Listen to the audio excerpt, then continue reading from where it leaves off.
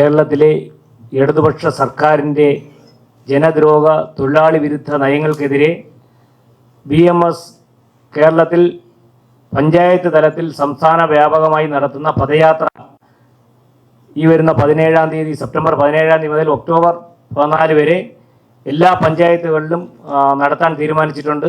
അത് സംബന്ധിച്ച് പത്രസമ്മേളനം നടത്തുന്നതിന് വേണ്ടി ഇന്നിവിടെ വിളിച്ചിട്ടുള്ളത്. ഈ പത്രസമ്മേളനത്തിൽ പങ്കെടുക്കുന്നത് ബഹുമാനപ്പെട്ട ഭാരതീയ മസ്ദൂർ സംഘത്തിൻ്റെ സംസ്ഥാന സെക്രട്ടറി ശ്രീ KV മധുകുമാർ അവറുകളാണ്. അദ്ദേഹത്തിൻ്റെ സ്വദേശം എറണാകുളത്താണ്. അദ്ദേഹം നമ്മുടെ BMSൻ്റെ സംസ്ഥാന സെക്രട്ടറിയാണ്. അതുകൂടാതെ ഈ പത്രസമ്മേളനത്തിൽ പങ്കെടുക്കുന്നത് നമ്മുടെ ഭാരതീയ മസ്ദൂർ സംഘത്തിൻ്റെ BMSൻ്റെ തിരുവനന്തപുരം ജില്ലാ സെക്രട്ടറി EV ആനന്ദ്, നമ്മുടെ ജില്ലാ ട്രഷറായിട്ടുള്ള ഹരികൃഷ്ണൻ ജി ഈ യോഗത്തിൽ പങ്കെടുക്കുന്നുണ്ട്. ഈ പത്രസമ്മേളനം വേണ്ടുന്ന കാര്യങ്ങൾ ചെയ്യുന്നതിന് വേണ്ടി നമ്മുടെ സംസ്ഥാന സെക്രട്ടറി ശ്രീ മധുചേട്ടനെ ബഹുമാന പുരസ്സരം ക്ഷണിക്കുന്നു. എല്ലാവർക്കും നമസ്കാരം. ഈ പത്രസമ്മേളനം BMSൻ്റെ സംസ്ഥാന കമ്മിറ്റിക്ക് വേണ്ടിയിട്ടാണ് നടത്തുന്നത്. അപ്പോൾ അത് സംസ്ഥാന തലത്തിൽ അതിൻ്റെ ഒരു പ്രചരണം കൊടുക്കണം എന്ന് ആദ്യം തന്നെ അഭ്യർത്ഥിക്കുകയാണ്. ഇടതുപക്ഷ ജനാധിപത്യ മുന്നണി സർക്കാർ ബഹുമാന്യനായ പിണറായി വിജയൻ്റെ നേതൃത്വത്തിൽ ഇപ്പോൾ 9 വർഷം പിന്നിട്ടിരിക്കുന്നു. 10ാമത്തെ വർഷത്തിലേക്ക് കടക്കുകയാണ്. അക്ഷരാർത്ഥത്തിൽ ഈ ഗവൺമെൻറ് കേരളത്തിൻ്റെ ഒരു ബാധ്യതയായി മാറി എന്ന് തന്നെ പറയേണ്ടി വരും. കേരളത്തിലെ സാധാരണ തൊഴിലാളികൾ, കർഷകർ, സർക്കാർ ജീവനക്കാർ, വ്യവസായം നടത്തുന്നവർ, അങ്ങനെ സമൂഹത്തിൻ്റെ എല്ലാ തുറകളിലുമുള്ള ആളുകൾ വലിയ പ്രതിഷേധത്തിലാണ്.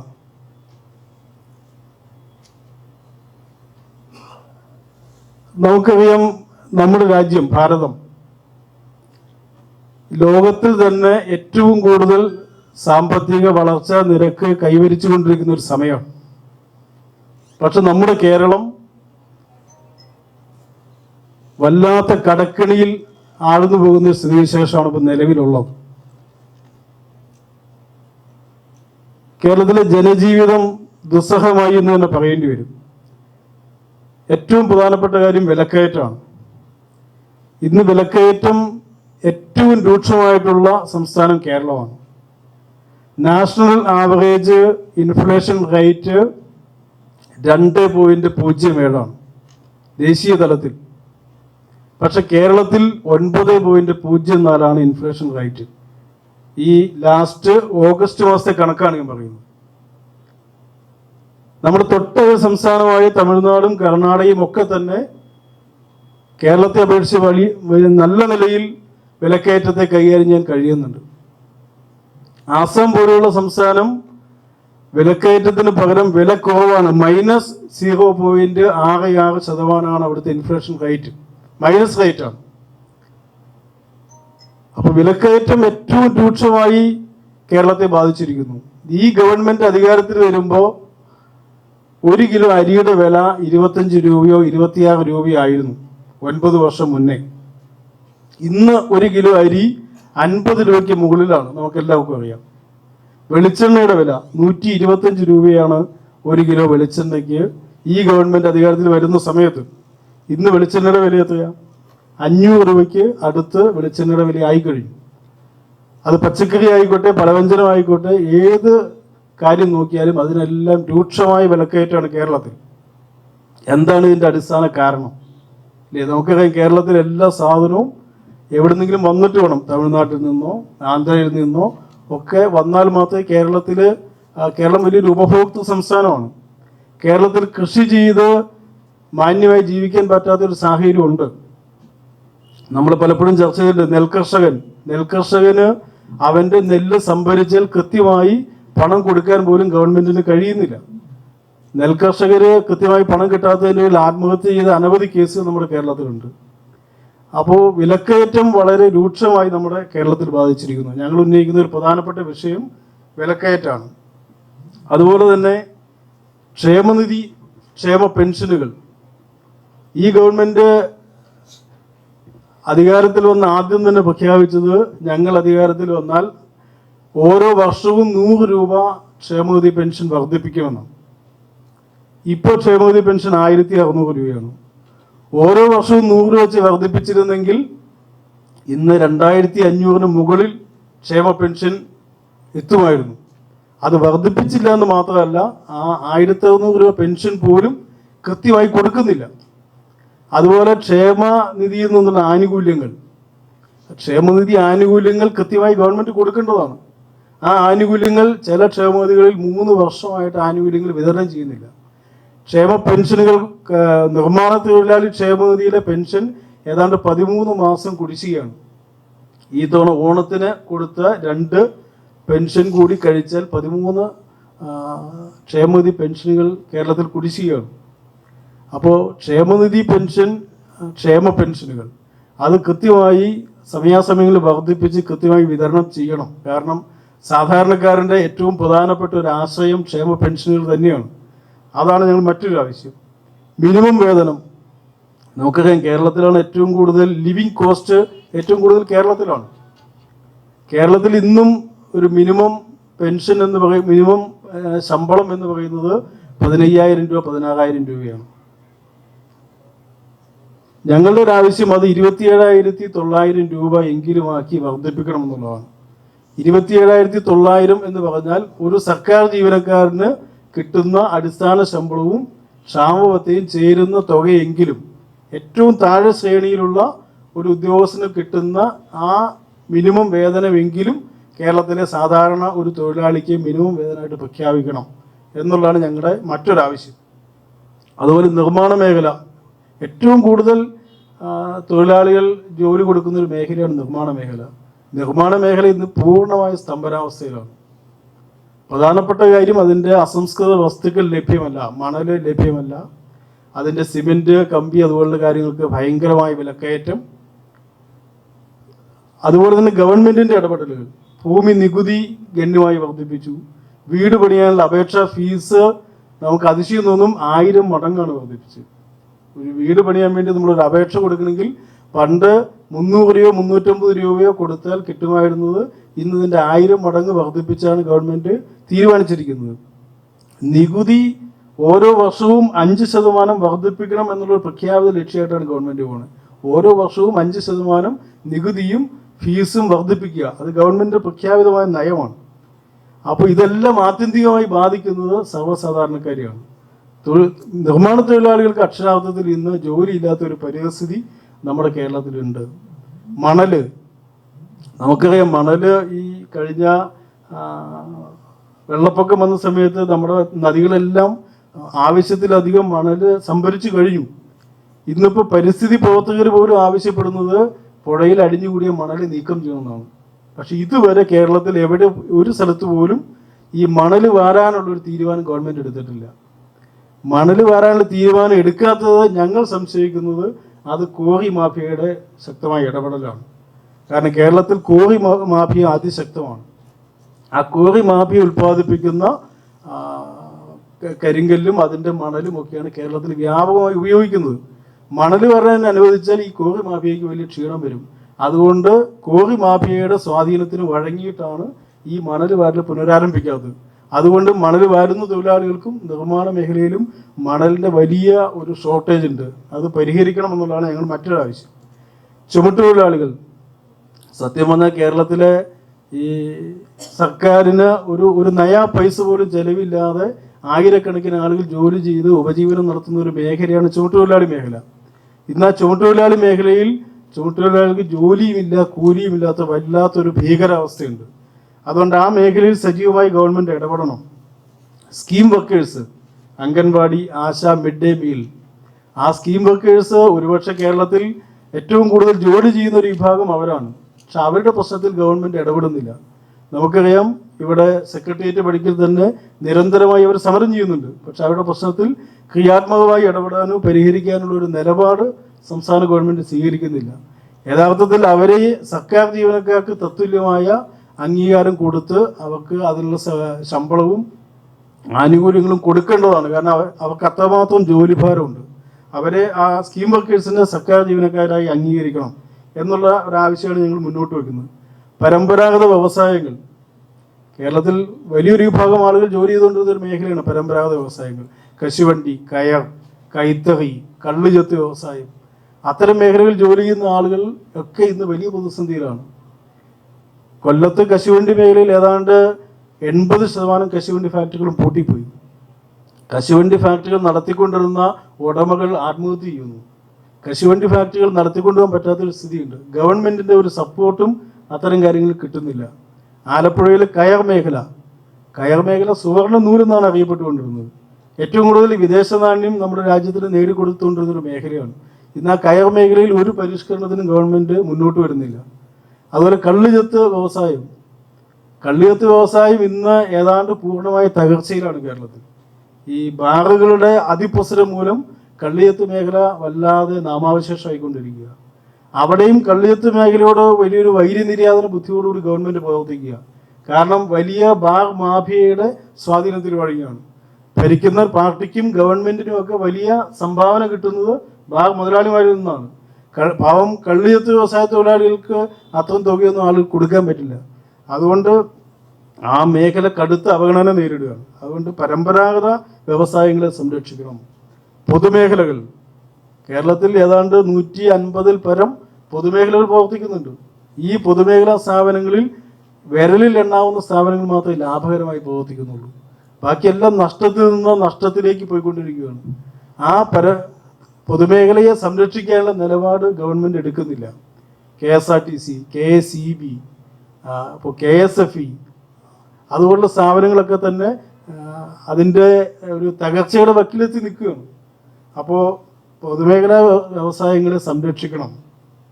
അതുപോലെ മത്സ്യത്തൊഴിലാളികൾ കേരളത്തിൽ വിദേശ നാണ്യം നേടിത്തരുന്ന വലിയൊരു വിഭാഗമാണ് മത്സ്യത്തൊഴിലാളികൾ. നമ്മൾ ഇപ്പോൾ ഏറ്റവും കൂടുതൽ മത്സ്യ കയറ്റുമതി ചെയ്യുന്ന ഒരു സംസ്ഥാനം കേരളമല്ല. ഏറ്റവും സാധ്യതയുള്ളൊരു സംസ്ഥാനം കേരളമാണ്. കാരണം നമുക്ക് നീണ്ട തീരദേശങ്ങളും മത്സ്യസമ്പത്തും ധാരാളമുള്ളതാണ് കേരളത്തിൻ്റെ തീരങ്ങളിൽ. പക്ഷേ മത്സ്യസമ്പത്തിലൂടെ വിദേശ നാണ്യം കാര്യമായി നേടുന്നത് തെലങ്കാനയും ആന്ധ്രയുമൊക്കെയാണ്.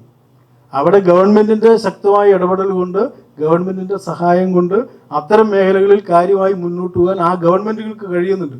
പക്ഷെ കേരളത്തിൽ ഇത്രയും സാധ്യത ഉണ്ടായിട്ട് പോലും അത് പ്രയോജനപ്പെടുത്താൻ കേരളത്തിൽ കഴിയുന്നില്ല.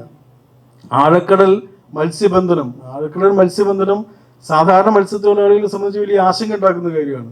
ആ ആശങ്ക പരിഹരിക്കാൻ ഗവൺമെൻറ് ഇടപെടണം. അതുപോലെ ആഴക്കടൽ മണൽ ഖനനം, ആ ആഴക്കടൽ മണൽ ഖനനത്തിൻ്റെ പ്രത്യാഘാതങ്ങളെ പറ്റി പഠിച്ച് ശാസ്ത്രീയമായി ഇത് പരിഹരിക്കാനൊരു സംവിധാനം ഗവൺമെൻറ് ചെയ്യുന്നില്ല. അതും ഒരു ആശങ്കയായി നിൽക്കുകയാണ്. അത് പരിഹരിക്കണമെന്നുള്ളതാണ് മുന്നോട്ട് വയ്ക്കുന്ന മറ്റൊരാവശ്യം. തോട്ടം തൊഴിലാളികളുടെ യഥാർത്ഥ പ്രശ്നം പല തോട്ടങ്ങളും അടച്ചു പൂട്ടി പോയിക്കുകയാണ്. തോട്ടം തൊഴിലാളികൾക്ക് ജോലിയില്ല. തോട്ടം തൊഴിലാളികൾ താമസിക്കുന്ന ലയങ്ങൾ നമ്മൾ പോയി കാണണം. ആ ലയങ്ങൾ മനുഷ്യന് താമസിക്കാൻ പറ്റുന്ന പ്രദേശമല്ല. ഒരു മുറിയിലാണ് അച്ഛനും അമ്മയും ഭാര്യയും കുട്ടികളുമൊക്കെ അടങ്ങുന്ന വലിയൊരു കുടുംബം കഴിയുന്നത് ഒരൊറ്റ മുറി വീടുകളിലാണ്. അപ്പോൾ അവർക്കവിടെ സൗകര്യമായി ജീവിക്കാനുള്ള ഒരു അന്തരീക്ഷമില്ല. തോട്ടം തൊഴിലാളികൾക്ക് വീട് വെച്ച് കൊടുക്കണം. ആ വീട് വെച്ച് കൊടുക്കാനുള്ള പദ്ധതി പ്രഖ്യാപിച്ചെങ്കിൽ പോലും അത് എങ്ങും എത്തിയിട്ടില്ല. അപ്പോൾ തോട്ടം തൊഴിലാളികൾക്ക് വാസയോഗ്യമായി വീട് വെച്ച് കൊടുക്കണം എന്ന മറ്റൊരാവശ്യം ഞങ്ങൾ ഉന്നയിക്കുകയാണ്. അടഞ്ഞുപൂട്ടിയ തോട്ടങ്ങൾ ഗവൺമെൻറ് ഏറ്റെടുത്ത് നടത്തണം.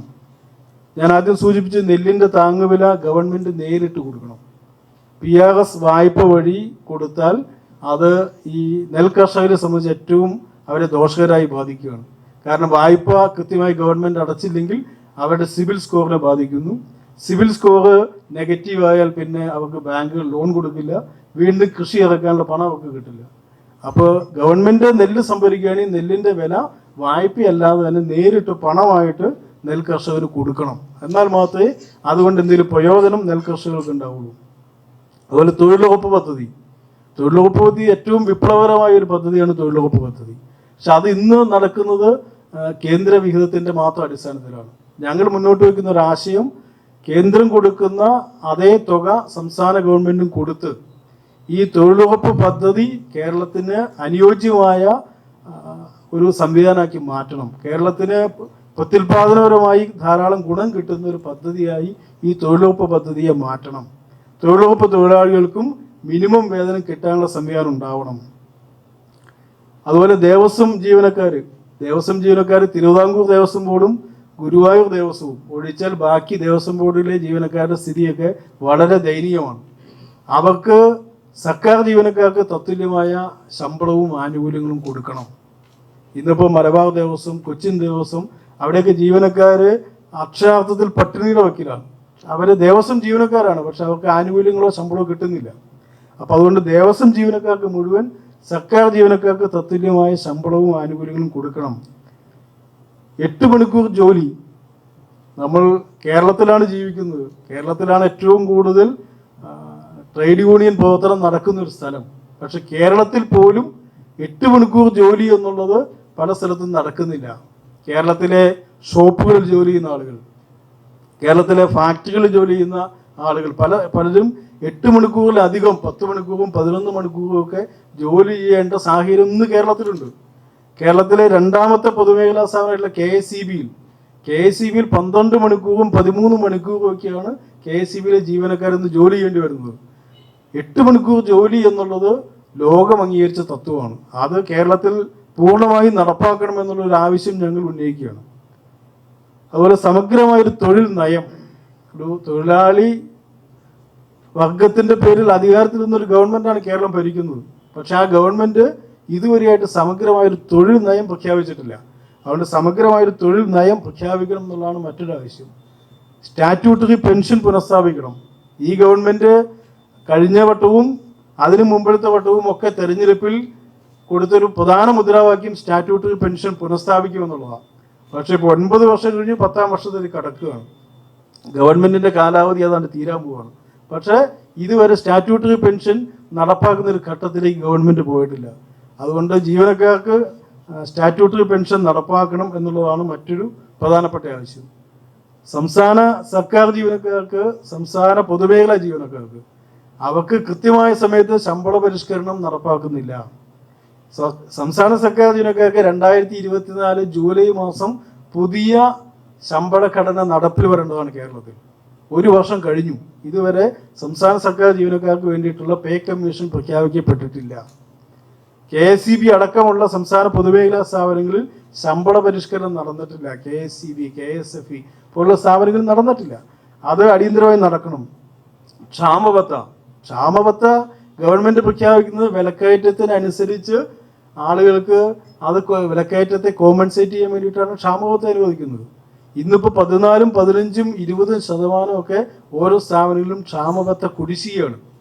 20% ക്ഷാമബത്ത കുടിശ്ശികയാണെന്ന് പറഞ്ഞാൽ ഒരു ജീവനക്കാരന് അവന് യഥാർത്ഥത്തിൽ കിട്ടേണ്ട ശമ്പളത്തിൻ്റെ 1/5 നഷ്ടപ്പെടുന്നു എന്നുള്ളതാണ് അതിൻ്റെ അർത്ഥം. 20% അവൻ്റെ ശമ്പളത്തിൽ കുറവ് വരികയാണ്. അപ്പോൾ ക്ഷാമബത്ത കൃത്യമായി കൊടുക്കണം, ലീവ് സറണ്ടർ കൃത്യമായിട്ട് കൊടുക്കണം. അതൊക്കെയാണ് പ്രധാനപ്പെട്ട മറ്റൊരു ആവശ്യം. അതുപോലെ മയക്കുമരുന്ന്. ഇന്നിപ്പോൾ എക്സൈസ് ഡിപ്പാർട്ട്മെൻറ്റ് കണക്ക് തന്നെ കേരളത്തിൽ ഏതാണ്ട് 133 വിദ്യാഭ്യാസ സ്ഥാപനങ്ങൾ മയക്കുമരുന്നിൻ്റെ പിടിയിലാണ്. 30% വിദ്യാർത്ഥികൾ ഒരിക്കലെങ്കിലും മയക്കുമരുന്ന് ഉപയോഗിച്ചു എന്നാണ് സംസ്ഥാന ഗവൺമെൻറ്റിൻ്റെ കീഴിലുള്ള എക്സൈസ് ഡിപ്പാർട്ട്മെൻറ്റ് കണക്ക്. എത്രമാത്രം ഭീകരമാണ് കേരളത്തിൽ മയക്കുമരുന്നിൻ്റെ വ്യാപനം എന്ന് നമ്മൾ ആലോചിക്കണം. ആ മയക്കുമരുന്നിൻ്റെ വ്യാപനം തടയാനുള്ള നടപടി സ്വീകരിക്കണം. കേന്ദ്ര പദ്ധതികൾ ഫലപ്രദമായി നടപ്പാക്കണം. കേന്ദ്ര പദ്ധതികൾ പലതും ഫലപ്രദമായി നടപ്പാക്കുന്നില്ല. അതിൻ്റെ മുഖ്യമായ കാരണം രാഷ്ട്രീയ വിരോധമാണ്. കേന്ദ്രം ഭരിക്കുന്ന കക്ഷിയുമായി രാഷ്ട്രീയ വിരോധമുണ്ടെങ്കിൽ അത് രാഷ്ട്രീയമായി പരിഹരിക്കണം. കേന്ദ്ര ഗവൺമെൻറ്റിനെതിരെ യുദ്ധം പ്രഖ്യാപിച്ച് ഒരു സംസ്ഥാന ഗവൺമെൻറ് മുന്നോട്ട് പോകാൻ കഴിയൂ. കേന്ദ്ര ഗവൺമെൻറ് പ്രഖ്യാപിക്കുന്ന പദ്ധതികൾ ആ മാനദണ്ഡങ്ങൾക്കനുസരിച്ച് കേരളത്തിൽ നടപ്പാക്കണ്ടേ? കേരളത്തിലെ വിദ്യാഭ്യാസ രംഗത്ത് വലിയ മാറ്റം വരുത്തുന്ന പദ്ധതിയാണ് PM ശ്രീ സ്കൂളുകൾ. ആ PM ശ്രീ സ്കൂളുകൾ കേരളത്തിൽ നടപ്പാക്കിയിട്ടില്ല. സ്മാർട്ട് സിറ്റി പ്രോജക്റ്റ് പലതും കേരളത്തിൽ നടപ്പാക്കുന്നില്ല. അതുപോലെ തന്നെ ഇലക്ട്രിസിറ്റി ബോർഡിൽ സ്മാർട്ട് മീറ്റർ നടപ്പാക്കാത്തതിൻ്റെ പേരിൽ KSEB ബോർഡ് നഷ്ടപ്പെട്ടത് 10,000 കോടി രൂപയാണ്. KSEB ബോർഡ് നഷ്ടപ്പെട്ടു കേന്ദ്ര ഗ്രാൻഡ്. അങ്ങനെ ഓരോ പദ്ധതിയും രാഷ്ട്രീയ വിരോധത്തിൻ്റെ പേരിൽ മുട്ടാപ്പോക്ക് ന്യായം പറഞ്ഞ് ആ പദ്ധതി നടപ്പാക്കാത്തതിൻ്റെ പേരിൽ കോടിക്കണക്കിന് രൂപ കേരളത്തിൽ നഷ്ടപ്പെടുകയാണ്. ആ പദ്ധതികളൊന്നും കേരളത്തിൽ നടപ്പാകുന്നില്ല. അപ്പോൾ കേന്ദ്ര പദ്ധതികൾ ഫലപ്രദമായി നടപ്പാക്കണം. അതിൽ രാഷ്ട്രീയ വിരോധം പറഞ്ഞ് അതിൽ മാറി നിൽക്കരുത് എന്നുള്ളതാണ്. പിൻവാതിൽ വഴിയുള്ള നിയമനം. കേരളത്തിൽ ആയിരക്കണക്കിന് ആളുകൾ PSC ടെസ്റ്റ് എഴുതി ആ റാങ്ക് ലിസ്റ്റിൽ പേര് വന്ന് ജോലിക്ക് വേണ്ടി കാത്തിരിക്കുകയാണ്. സെക്രട്ടേറിയറ്റ് പഠിക്കൽ നിരവധി ആളുകൾ വന്നിട്ട് സമരം ചെയ്യുന്നുണ്ട്. പക്ഷേ ആ PSC ലിസ്റ്റ് നിലനിൽക്കുമ്പോൾ തന്നെ കേരളത്തിൽ കഴിഞ്ഞ ദിവസം പ്രതിപക്ഷ നേതാവ് ആരോപിച്ചത് 1,80,000 പേരെ പിൻവാതിൽ വഴി നിയമിച്ചു എന്നാണ്. 1,80,000 പേരെ കേരളത്തിൽ പിൻവാതിൽ വഴി നിയമിച്ചു. അത് ഗവൺമെന്റും ആരെങ്കിലും അത് നിഷേധിക്കുകയോ അദ്ദേഹത്തിനെതിരെ കേസ് കൊടുക്കുകയൊന്നും ചെയ്തിട്ടില്ല. 1,80,000 പേരെ പിൻവാതിൽ വഴി നിയമിച്ചു എന്ന് പറഞ്ഞാൽ സർക്കാർ സംവിധാനത്തിൽ ആകെയുള്ള ജീവനക്കാർ 6 ലക്ഷത്തിൽ താഴെയാണ്. 6 ലക്ഷത്തിൽ താഴെ വരുന്ന ഒരു വലിയ തൊഴിൽ മേഖലയിൽ 1.5 ലക്ഷത്തിൽ കൂടുതൽ ആളുകളെ പിൻവാതിൽ വഴി നിയമിച്ചു എന്ന് പറഞ്ഞാൽ ഭരിക്കുന്ന പാർട്ടിയുടെ, ഭരിക്കുന്ന മുന്നണിയുടെ വേണ്ടപ്പെട്ട ആളുകളെ മുഴുവൻ പിൻവാതിൽ വഴി സർക്കാർ സർവീസിൽ കയറ്റിക്കൊണ്ടിരിക്കുകയാണ്. PSC ലിസ്റ്റ് വന്ന് കഷ്ടപ്പെട്ട് പഠിച്ച് പരീക്ഷ എഴുതി ഉദ്യോഗാർത്ഥികളായി നിൽക്കുന്ന ആളുകൾക്ക് ജോലി കിട്ടുന്നില്ല എന്നുള്ളൊരു വലിയ പ്രശ്നം കേരളത്തിൽ നടക്കുകയാണ്. അത് വളരെ ഭീകരമായ സ്ഥിതിയാണ്. 1.8 ലക്ഷം ആളുകളെ പിൻവാതിൽ വഴി നിയമിച്ചു എങ്കിൽ അത് ഏറ്റവും ഗുരുതരമായൊരു പ്രശ്നമാണ്. കാരണം ഇനി സർക്കാർ സർവീസിൽ കേരളത്തിൽ ആരെയും അടുത്തൊന്നും എടുക്കാൻ സാധ്യതയില്ല എന്നുള്ളൊരു ഇതിലേക്കാണ് കാര്യങ്ങൾ വിരൽ ചൂണ്ടുന്നത്. അത് വലിയൊരു പ്രശ്നമാണ്. അതുകൊണ്ട് പിൻവാതിൽ വഴിയുള്ള നിയമനം അവസാനിപ്പിക്കണം. പിൻവാതിൽ വഴി നിയമിച്ച ആളുകളെ പിരിച്ചുവിട്ട് PSC ലിസ്റ്റിലുള്ള ആളുകളെ നിയമിക്കണം എന്നുള്ളതാണ് ആവശ്യം. അതുപോലെ മോട്ടോർ നയം.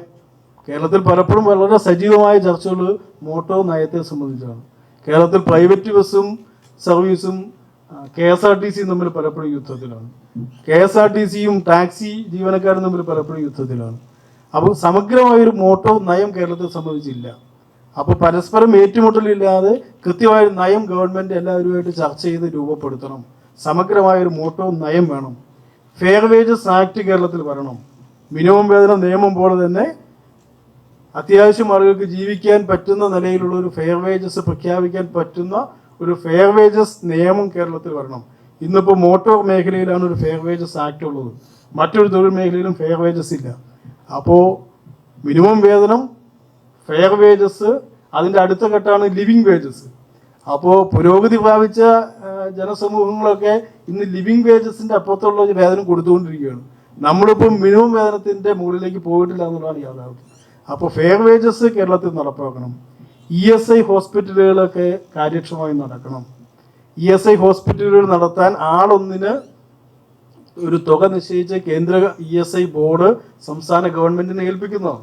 പക്ഷേ ESI ആശുപത്രികളുടെ ESI ഡിസ്പെൻസറികളുടെ പലതിലും സ്ഥിതി വളരെ മോശമാണ്. അപ്പോൾ അതുകൊണ്ട് ESI ഡിസ്പെൻസറികളുടെ പ്രവർത്തനം കാര്യക്ഷമമാക്കണം. പിന്നെ ഏറ്റവും പ്രധാനപ്പെട്ട കാര്യം കേരളത്തിലെ ക്രമസമാധാനമാണ്. കേരളത്തിൻ്റെ ക്രമസമാധാന നില ആകെ തകരാറിലാണ് എന്നുള്ളത് ഞാൻ പറയാതെ തന്നെ നിങ്ങൾക്കറിയാം. ഇന്ന് കേരളത്തിൽ അക്ഷരാർത്ഥത്തിൽ പോലീസ് രാജാണ് കേരളത്തിൽ നടക്കുന്നത്. ഇന്നിപ്പോൾ കേരളത്തിലെ പോലീസ് സ്റ്റേഷനുകളിലെ CCTV ദൃശ്യങ്ങൾ മുഴുവൻ വിവരാവകാശം വഴി ലഭ്യമായാൽ ഇന്നലെ മുഖ്യമന്ത്രി പറഞ്ഞാൽ ഇതൊരു ഒറ്റപ്പെട്ട സംഭവമല്ല എന്ന് മനസ്സിലാവും. ഓരോ പോലീസ് സ്റ്റേഷനിലും ഇന്ന് 3-ാം മുറിയും ഇരുട്ടുമുറികളും ഉരുട്ടലും ഒക്കെ നിർബാധം കേരളത്തിൽ നടന്നുകൊണ്ടിരിക്കുക. അതിപ്പോൾ ഒരു കുന്നംകുളം കേസോ ഒരു അടൂർ കേസോ മാത്രമൊന്നുമല്ല. പോലീസിൻ്റെ നിയന്ത്രണം മുഖ്യമന്ത്രിക്ക്, ആഭ്യന്തര വകുപ്പ് കൈകാര്യം ചെയ്യുന്ന മുഖ്യമന്ത്രിക്ക് നഷ്ടപ്പെട്ടിരിക്കുന്നു. മുഖ്യമന്ത്രിയുടെ താല്പര്യങ്ങൾക്കനുസരിച്ച് പോലീസ് സേനയും പോലീസ് ഉദ്യോഗസ്ഥന്മാരെയും വ്യാപകമായി ഉപയോഗിക്കുകയാണ്. ആ ഉപയോഗിക്കുന്നതിൻ്റെ അനന്തരഘട്ടമാണ് പോലീസ് സേനയെ കയറൂരി വിട്ടിരിക്കുന്ന സ്ഥിതിയാണ്. ഇന്ന് ഓരോ ഇൻസ്പെക്ടർമാരും അവരുടെ തോന്നിയ മട്ട് കേരളത്തിൽ പ്രവർത്തിച്ചുകൊണ്ടിരിക്കുക. ഒരു പരാതി കൊടുക്കാൻ ഇന്ന് കേരളത്തിൻ്റെ പോലീസ് സ്റ്റേഷനിൽ കയറി ചെല്ലാൻ പറ്റാത്ത അത്രയും ഭീകരമായൊരു അവസ്ഥ ഇന്ന് കേരളത്തിലുണ്ട്. ഒരു പോലീസ് ഉദ്യോഗസ്ഥനോട് ഒരു കാര്യം തിരക്കിയാൽ പോലും അവനെ കുനിച്ചു നിർത്തി ഇടിക്കുന്ന ഒരു സ്ഥിതിയിലേക്ക് ഇന്ന് കേരളത്തിൻ്റെ പോലീസ് മാറിക്കഴിഞ്ഞു. അപ്പോൾ കേരളത്തിലെ ക്രമസമാധാന നില സംരക്ഷിക്കണം. പോലീസിൻ്റെ ശരിക്കും പറഞ്ഞാൽ പോലീസ് മാതൃകാപരമായൊരു പോലീസ് സംവിധാനം കേരളത്തിൽ വരണം. ഇത്തരം പ്രധാനപ്പെട്ട ആവശ്യങ്ങൾ ഉന്നയിച്ചുകൊണ്ടാണ് BMS വലിയൊരു പ്രക്ഷോഭത്തിന്, ഇടതുപക്ഷ സർക്കാരിൻ്റെ ജനദ്രോഹ നയങ്ങൾക്കെതിരെ തൊഴിലാളി മുന്നേറ്റം എന്നുള്ളൊരു മുദ്രാവാക്യം മുന്നോട്ട് വെച്ച് അതിശക്തമായ പ്രക്ഷോഭത്തിന് BMS തീരുമാനിച്ചിരിക്കുന്നു. അതിൻ്റെ ആദ്യ ഘട്ടമാണ് സെപ്റ്റംബർ 17, അതായത് നാളെ എന്ന് പറഞ്ഞാൽ BMSനെ സംബന്ധിച്ച് വിശ്വകർമ്മ ജയന്തി ദേശീയ തൊഴിലാളി ദിനമാണ്. അപ്പോൾ സെപ്റ്റംബർ 17 ദേശീയ തൊഴിലാളി ദിനം മുതൽ ഒക്ടോബർ 14 വരെ, ഒക്ടോബർ 14 BMSന്റെ സ്ഥാപകനായിട്ടുള്ള ദത്തോപ്പാൻ ഠേയങ്കിരിജിയുടെ സ്മൃതി ദിനമാണ്. അപ്പോൾ ഏതാണ്ട് ഒരു മാസക്കാലം നീണ്ടു നിൽക്കുന്ന ഒരു പഞ്ചായത്ത് തല പദയാത്രകൾ. അപ്പോൾ കേരളത്തിലെ മുഴുവൻ പഞ്ചായത്തുകളിലും, കേരളത്തിലെ മുഴുവൻ മുനിസിപ്പാലിറ്റികളിലും, കേരളത്തിലെ കോർപ്പറേഷൻ വാർഡുകൾ മുഴുവൻ കേന്ദ്രീകരിച്ച് ഒരു ദിവസം രാവിലെ മുതൽ വൈകുന്നേരം വരെ ആ പഞ്ചായത്ത് മുഴുവൻ കവർ ചെയ്യുന്ന രീതിയിലുള്ള പദയാത്രകൾ സംഘടിപ്പിച്ച് വലിയൊരു ജനകീയ ബോധവൽക്കരണ ക്യാമ്പയിൻ എന്നുള്ള നിലയ്ക്ക് നടക്കും.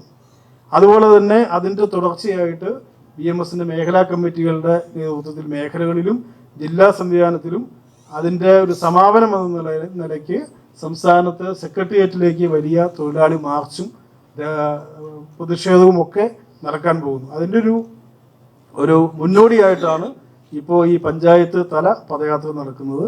അത് നാളെ ആരംഭിച്ച് ഒക്ടോബർ 14 അവസാനിക്കും. ഇതാണ് ഈ BMSന്റെ ഇപ്പോൾ സംസ്ഥാന തലത്തിൽ പ്രഖ്യാപിച്ചിരിക്കുന്ന പദയാത്രയായി ബന്ധപ്പെട്ട് സൂചിപ്പിക്കാനുള്ളത്. ഇതൊരു പ്രധാനപ്പെട്ട ഒരു ജനകീയ സമ്പർക്ക പരിപാടിയാണ്. ഈ ജനകീയ സമ്പർക്ക പരിപാടിയിൽ മാധ്യമങ്ങളുടെ അകമഴിഞ്ഞ സഹായവും പിന്തുണയും ഒക്കെ വേണം. കാരണം കേരളം ഇങ്ങനെ പോയാൽ പോരാ. കേരളം ഒരുപക്ഷെ ഈ ഇന്ത്യയിൽ ഏറ്റവും കൂടുതൽ വികസനത്തിന് സാധ്യതയുള്ളൊരു സംസ്ഥാനമാണ് കേരളം. ഏറ്റവും കൂടുതൽ മാനവ വിഭവശേഷിയും ഭൂസമ്പത്തും ഭൂപ്രകൃതിയും ഒക്കെ അനുയോജ്യമായ ഒരു സംസ്ഥാനമാണ് കേരളം.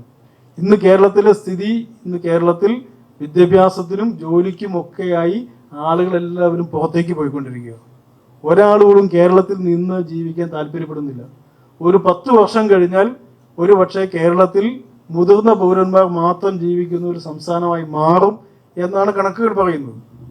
ഇപ്പോൾ തന്നെ നമ്മൾ പല ജില്ലകളും ശ്രദ്ധിച്ചാൽ പല ജില്ലകളിലും ഇന്ന് വലിയ വീടുകളും അവിടെ രക്ഷിതാക്കളും അവരെ നോക്കാൻ വേണ്ടി പ്രത്യേകം ആളുകളെ നിയോഗിച്ചിരിക്കുന്നതല്ലാതെ ചെറുപ്പക്കാരായിട്ടുള്ള ആളുകൾ, വിദ്യാർത്ഥികൾ ഇന്ന് കേരളത്തിലില്ല. കേരളത്തിൽ ITIകളിൽ ധാരാളം സീറ്റുകൾ ഒഴിഞ്ഞു കിടക്കുന്നു. കേരളത്തിലെ ആർട്സ് കോളേജുകളിൽ ധാരാളം സീറ്റുകൾ ഒഴിഞ്ഞു കിടക്കുന്നു. BTech, MTech പോലെയുള്ള അത് പഠിപ്പിക്കുന്ന എഞ്ചിനീയറിംഗ് കോളേജുകളിൽ ധാരാളം സീറ്റുകൾ ഒഴിഞ്ഞു കിടക്കുന്നു. കേരളത്തിൽ ഈ കോളേജുകളിൽ പഠിക്കാൻ ആളെ കിട്ടാത്ത സ്ഥിതി ഇന്ന് കേരളത്തിലുണ്ട്. നേരെ മറിച്ച് കേരളത്തിൽ നിന്നുള്ള ആളുകൾ ഇതിനെല്ലാം പഠിക്കാൻ വേണ്ടി പുറം രാജ്യങ്ങളിലേക്ക് പോവുകയാണ്.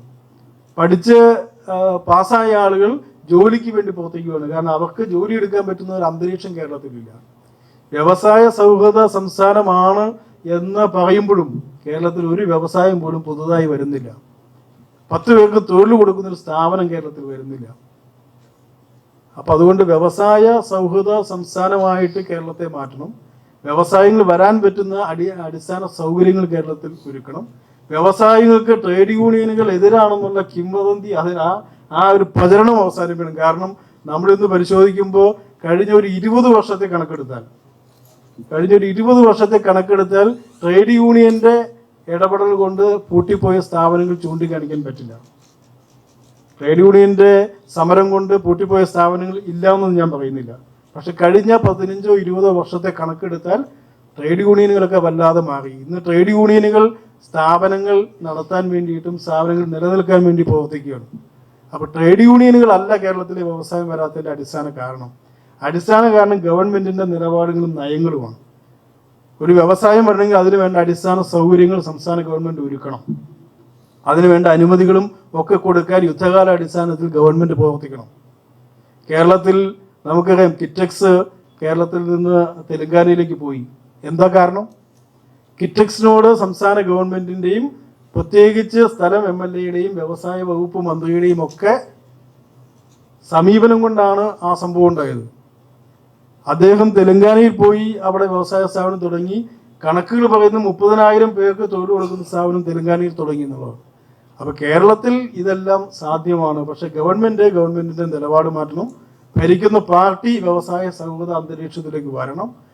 അപ്പോൾ അത്തരം കാര്യങ്ങൾ കൂടി ഈ പ്രക്ഷോഭത്തിൽ ഞങ്ങൾ ഉന്നയിക്കുന്നുണ്ട്. ഇതാണ് പ്രധാനപ്പെട്ട കാര്യങ്ങൾ സൂചിപ്പിക്കാനുള്ളത്.